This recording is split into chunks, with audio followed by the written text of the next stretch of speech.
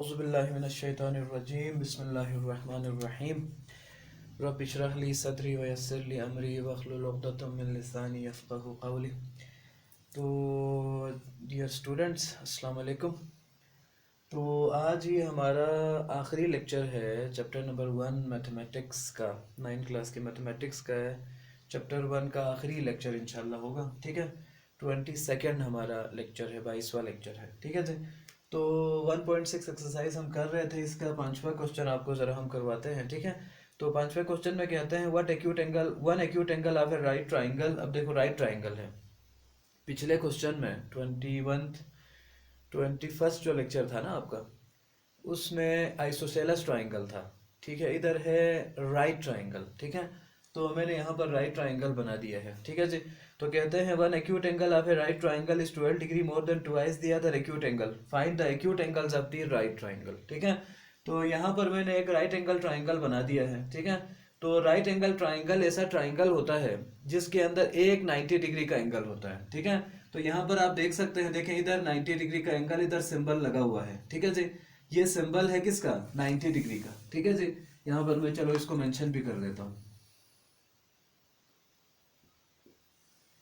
ये 90 डिग्री का एंगल है जो कि वर्टेक्स बी के ऊपर है। ठीक है जी, तो मैंने यहाँ सबसे पहले लिखा है let x and Y be the acute angles. ठीक है जी, तो मैंने कहा जी एक्स और वाई, देखो ना कॉमन सेंस है, आपको पता है राइट ट्राइंगल के इंटीरियर एंगल का सम भी क्या होगा? लाजिमन 180 होगा ना। ठीक है, जब ये 90 है तो लाजिमन ये दोनों क्या होंगे? 90 से छोटे होंगे। ठीक है, तो 90 से छोटे जो एंगल्स होते हैं ना, उनको आप एक्यूट एंगल कहते हैं। ठीक है जी, तो यहाँ पर मैंने लिखा है let x and Y be the acute angles of the given right triangle. ठीक है जी, चलो वो थोड़ी सी जगह कम थी तो मैंने लिखा नहीं, आप उसको जरा ज़बानी सुन लें। ठीक है ना, let x and Y be the acute angles of right triangle. ठीक है जी, तो यहाँ पर कंडीशन है, क्वेश्चन में कहते हैं देखें one acute angle of A right triangle is 12 degree more than twice the other acute angle. ठीक है, तो इससे मुराद ये है, बहुत आसान करता हूँ मैं इसको। ठीक है, कि जो पहला एक्यूट एंगल है ना आपका एक्स, इसका अगर ट्वाइस करके, दुगना करके, ठीक है, अगर इसमें 12 जमा कर दें, क्वेश्चन की कंडीशन है, कहते हैं जी वो दूसरे एक्यूट एंगल के बराबर है, यानी कि y के बराबर है। ठीक है, तो y को इस तरफ लाएंगे, अच्छा प्लस 12 उस तरफ जाएगा तो इक्वेशन 1 हो जाएगा। ठीक है, तो ये आपके पास एक राइट एंगल ट्राइंगल है, इसके इंटीरियर एंगल का सम भी क्या होना चाहिए? 180 होना चाहिए। ठीक है, पहला एंगल x है, दूसरा y है, तीसरा 90 है, 180 के बराबर। 90 उस तरफ गया, 180 में से 90 को निकाल देंगे, 90 आ जाएगा। इसको इक्वेशन नंबर क्या नाम दूंगा? 2। ठीक है, तो यहाँ पर लिखेंगे do yourself by Cramer's and inversion. ठीक है जी, तो ये आपका क्वेश्चन नंबर 5 जो है ना कंप्लीट हो गया। ठीक है जी, छठा क्वेश्चन जरा करते हैं, मैं जरा पढ़ता हूँ इसको। कहते हैं two cars that are 600 kilometre apart are moving towards each other, their speeds differ by 6 km per hour and the cars are 123 km apart after 4.5 hours. Find the speed of each car. ठीक है जी, तो छठा सवाल है आपका। ठीक है, यहाँ पर कहते हैं let x and Y be the, हमने लेट किया ना सबसे पहले, कहते हैं जी let x and Y be the speeds of cars. ठीक है जी, तो ये हमने कहा let x and Y be the speeds of cars. ठीक है, हमने कहा जी दो गाड़ियाँ हैं ना जी, पहले गाड़ी की स्पीड को एक्स कहा, दूसरी गाड़ी की स्पीड को हमने क्या कहा जी? वाई कहा। ठीक है, अब यहाँ पर कंडीशन में कहते हैं their speeds differ by 6 kilometre per hour. ठीक है, तो इससे मुराद ये है पहली गाड़ी की स्पीड में से अगर हम दूसरी गाड़ी की स्पीड को निकाल देना तो क्या आंसर आएगा? 6 आएगा।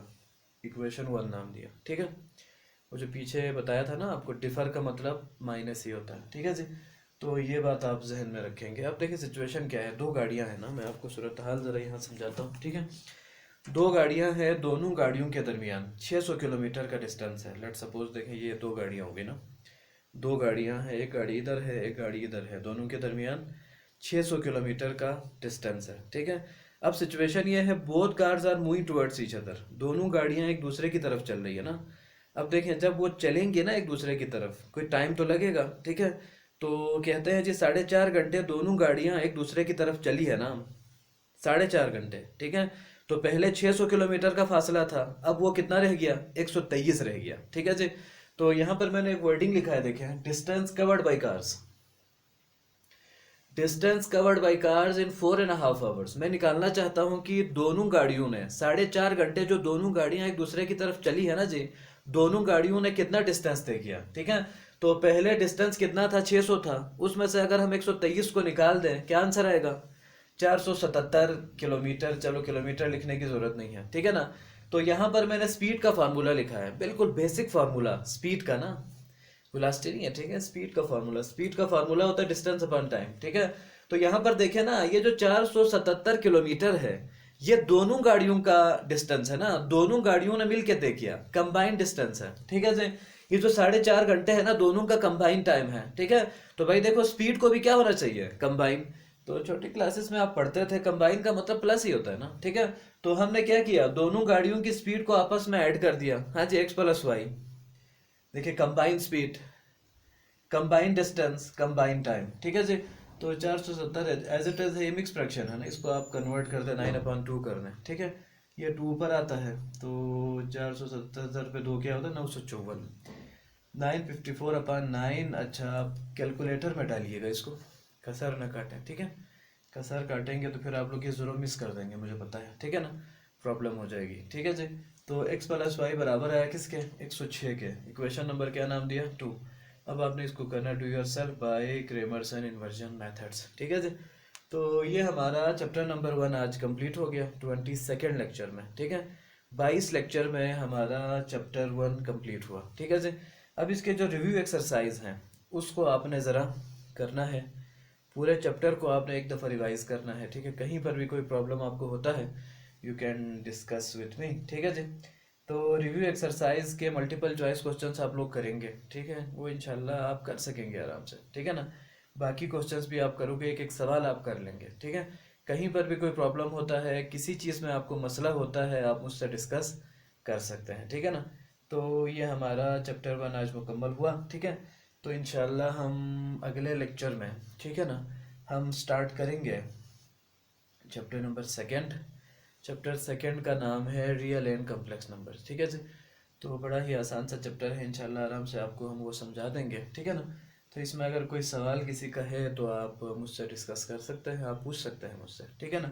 खुसूसन ये जो वर्ड प्रॉब्लम्स हैं इनको आप बहुत अच्छी तरह से करने की कोशिश करें, ठीक है। तो यहाँ से ना ये जो वर्ड प्रॉब्लम्स हमने किए हैं 4-5, ठीक है, इनमें से लॉन्ग क्वेश्चन भी बनता है, ठीक है, पेपर में शॉर्ट क्वेश्चन भी आ सकता है, लॉन्ग में भी आ सकता है, ठीक है ना।